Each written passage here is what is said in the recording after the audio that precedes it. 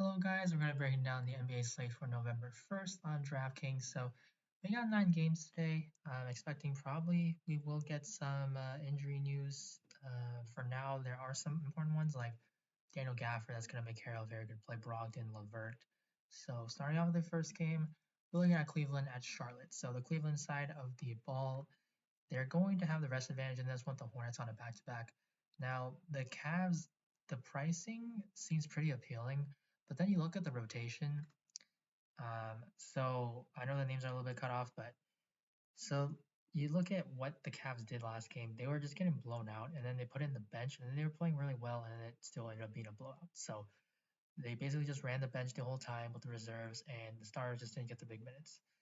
And the problem right now for the Cavs is that Colin Sexton, because of Ricky Rubio, his minutes are just really inconsistent. So if he plays well, which is certainly possible, the Hornets, again, they play in a lot of high scoring, close games. So if Sexton can be the guy that has a good game to start, he will get the closing minutes and he would definitely have a very good shot at being in the tournament winning lineup. So I like Sexton the most for tournaments.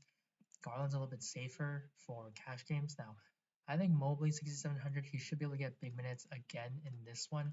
Last game's kind of an outlier game, so I do like Mobley quite a bit. Um, Markkanen's fine, but yeah, just I think it's sticking to Sexton, Mobley, Markkanen. Now the Hornets side, so their pricing is a little bit higher. Terry Rozier, he's back now, 7K. Maybe he rests on a back-to-back, but if he doesn't, then it's going to be tough to get to like any of these guys. They're just priced up so much, so really not any interest in the Hornets side. Now the Spurs against the Pacers, it's kind of the same story here. DeJounte Murray, Jakob Poeltl, just really expensive now. I would say Derek White, because of that price tag against the Pacers, looks like to be a pretty solid play. You'll notice that across the board on this slate, a lot of the prices are elevated now. So if you're able to find a guy like Derek White, still priced around where he usually is, that's going to be a good play. Keldon Johnson, 5,700. He has upside, but this isn't a match I really want to target. He's going to have to guard Domantas Sabonis, and maybe they put him on Miles Turner, but just he's just going to be undersized, and he does have a little bit of foul trouble risk. So I'm a little bit concerned about him. And then Thaddeus Young, if you're willing to risk a zero, because we don't know if he's going to step on the court every night, but he does have a ton of upside at 4,300. It's worth a shot, but just know that you're playing with fire here. Now the Pacers side, so TJ McConnell, if Levert and Brogdon are both, or at least if Brogdon is out, TJ McConnell is still going to play heavy minutes, even if Levert plays, which I think he is, because it doesn't really make sense for him to come back one game, sit the next. But Levert only played the first half last game, so you see TJ McConnell playing a whole lot of minutes. I would have to expect that if Brogdon is out, that he's going to continue to see close to mid 30s in minutes. And I know he hasn't been great, but he's still 4,800. That's just too cheap.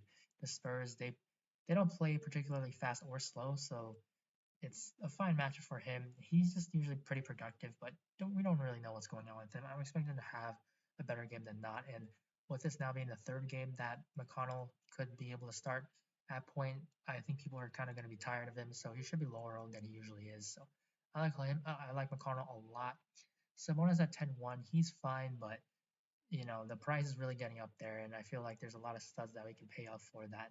It's just kind of tough to get to him. Now for Portland and Philly, Portland will be on a back-to-back. I think Norman Powell will play, but he did have some injuries before, so maybe he sits out, but just monitor that. I think Lillard is fine at this price tag, but I am a little bit worried for Lillard and CJ because of Matisse Thybulle. Thybulle is one guy that I do have a lot of respect for. His defense is just phenomenal, and he's going to be able to guard Dame and CJ. That's what Philly's going to have him out there to do. So I'm a little bit worried about that. Nurkic, same thing, just a minutes concern, having to deal with Embiid. Covington at 4-4, he used to play for Philly, so revenge narrative, but it's been a while now. Covington, for sure, 4,400. There's some upside, but he's also just a guy with a low floor. Now for Philly, Tobias and Embiid are just really expensive now. I think Embiid would be kind of the obvious guy. Maxi's fine. Portland, again, defensively, not their strong suit. So I think, this game, it should be good, but it's a little bit tough to get to anyone here. Chicago, Boston, kind of the same story. Just two teams that are very good, but the pricing, it's tough to get to anyone. Like all of these guys, they're priced pretty high, and for a 9-game slate, I just don't really feel like you need to, at least for right now. Javonte Green, he's going to start again probably, but when you're playing alongside these guys, like you just really don't have the ball. And then for the Celtics side, they look to be healthy here. So I mean, Tatum, Jaylen Brown, they're great, but prices makes them not so great. Horford with Robert Williams, both when they're both in the lineup, it's just kind of tough to get to anyone because the rebounds and the defensive stats, it's just going to be kind of split. Now, for Washington and Atlanta, for some reason, if you look at the pace, the Wizards have been in the bottom. I don't expect this to continue because they generally do play fast. I don't think Westbrook going away is just going to make them go from the first to near the last. So I feel like they will start to play faster. But again, if you're looking at the price, like I don't really want to pay these price tags for anyone here.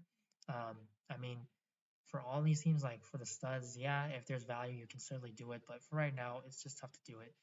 Harrell, I would say he stands out. If Gafford is out, he probably would be the best play of the slate. So Harrell for sure. But again, we don't know if Gafford's in or not as of now. On the Hawks side, so if the Wizards were to get back to how they usually play in terms of pace, I would like all these Wizards. I would like Trae Young a lot. Capella, he's okay, but like just the pace concerns, also the matchup, the minutes, all of that, it makes it so that Capella doesn't look too great right now. You have Gallinari back, just a way that you can make Collins play the four or the five, and then you play Gal at the four. So with all these wings too, it feels like someone's probably going to have a good game because they're all priced so cheap, but you just don't really have a whole lot of confidence here. Now for Toronto and New York, Toronto, they're priced up a little bit now. This is a very tough matchup. The Knicks play slow. They have a good defense, so I'm not really feeling too good about this team. I do want to mention though, Chris Boucher, he is starting to play better. Nick Nurse has said that maybe moving forward they're going to start giving him a little bit more run. So this is someone that has a whole ton of upside. If he's able to start creeping up into the 20s in minutes, if he plays well, he's certainly going to be able to close the game. And we know the kind of upside that he has. He can go off for 10x. But in this matchup, I don't think we're going to be quite going there just yet. So, but please keep in mind Boucher, someone that will definitely have the tournament winning upside. Now, the Knicks side of the ball. So, I think Julius Randle is in play 9,700, but again, the pricing, he's just another guy like Sabonis. And when they're in the 9Ks, it's fine, but when they kind of get close to 10K, it's really tough paying for them because they just get so close to those fantasy studs that I'd rather go for. Kemba Walker at 5K, he's playing minutes with Derrick Rose. It's nice to see that he's been playing well and he's been getting the minutes because of that. But if Kemba doesn't shoot well, you can't really rely. Like these steals, he's not that kind of guy. So I know that it's definitely pretty intriguing to see what he's been doing in the past in the recent games, but again, don't try to chase that. Everyone else, like, just no. Like Mitch Robinson, 5K. Taj Gibson's in right now. Noel, he could be back, so just really not interested. Denver, Memphis, I think this could be worth a target. Jokic is just amazing, 11K. So if you're paying up, yes, Jokic for sure. Like, I mean, why not? Every slate. He's just matchup proof. Now, Michael Porter Jr., he has not shot the ball well at all this year. And if he does, you know that with the kind of rebounds that he gets, he's actually been getting steals. His assist looks like to be a little bit better than in the past. That at this price tag, he's going to play big minutes. Like, I think he's going to definitely have one of those crazy 40 plus 50-point games. And Memphis, certainly a matchup that he can't take advantage. So, I'm kind of intrigued by this price tag. He's just not really being owned that much either. And so I really like MPJ here. Will Barr and Aaron Gordon, they're fine, but I would prefer to just pay a little bit more for MPJ. Now for the Memphis side, there's a few pieces as well. Like Steven Adams at 4.9, they're gonna probably go to him a little bit more because he's their best matchup against Nikola Jokic, and he's at 4,900. So if he's able to get minutes, he can get back to these bigger minutes in the beginning of the season. Because these recently there have been blowouts. Two of those games, the Warriors go small. So with the Nuggets, with Jokic on the other side, I think this could be a sneaky matchup for Adams. And with those recent games, we know Adams is just gonna go unknown pretty much. So he's kind of sneaky. And then Jaren Jackson, 5,400, same thing with him. If he's able to stay out of foul trouble and this game stays close, he should be able to shoot better than making no threes. So he's someone that does get blocks. He'll rebound a little bit. and just the voucherable. That's the thing. But Jaren Jackson at 5,400, it is really cheap for him, so he's very intriguing. Now Orlando, this is a team that I just want to ignore because if you look at how their rotation is run with Chuma Okiki back, like who do you really want to go for? Like Cole Anthony, the safest play I would say, but you look at his price, he's so expensive. And then with these other guys, like yeah, they're cheap, but they're playing so many dudes right now. It's really tough to go to anyone with any sort of confidence. Now for the Wolves side, they're priced up. Like Talon's 10.5K, sure, he definitely dominate Bamba and Wendell Carter, but I probably want to just pay the 500 and go to Jokic. And then with Edwards and Russell, like the Magic, just I mean, like this doesn't look like too appealing of a game right now. And then you have the Lone Island game at night. So with OKC, this is the two teams that they executed the Paul George trade. So there's a little bit of revenge, I guess. But I mean, I don't know if you want to look into that. SGA 7,800 for sure. If they're going to keep this game close, yes, SGA I like. Josh Giddey looks to be very good at 5-2. They've been blowouts, so if it's not a blowout, this guy's just gonna absolutely smash past this price tag. So I really like Giddey. Baisley and Dort, they're also guys that I have interest in for tournaments because they do have a ceiling, and they are kind of pretty cheap. So for the Clippers side, Paul George, he's fine, but again, that price tag, like I'm just kind of I would just prefer other guys like Jokic. So I don't really want to go to Paul George here. He's too pricey. And then you have Eric Bledsoe 4,700. He hasn't been playing well, but he is cheap, and this is a very good matchup.